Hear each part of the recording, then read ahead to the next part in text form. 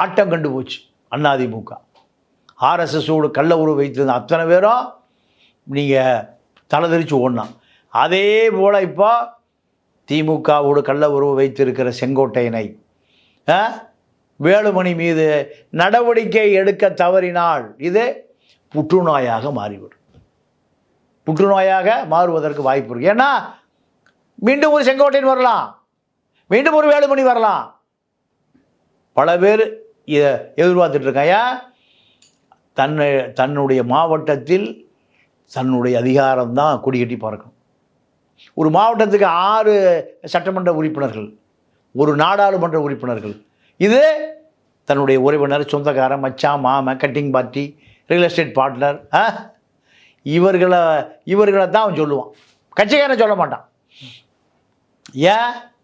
மாவட்ட செயலாளர் இப்போ பல சட்டமன்ற உறுப்பினர்கள் யார்? சொந்தக்காரன், மச்சான், மாமன், சித்தம், பெரியப்பன், ரியல் எஸ்டேட் பார்ட்னர், கட்ட பஞ்சாயத்து தான் வர்றான்.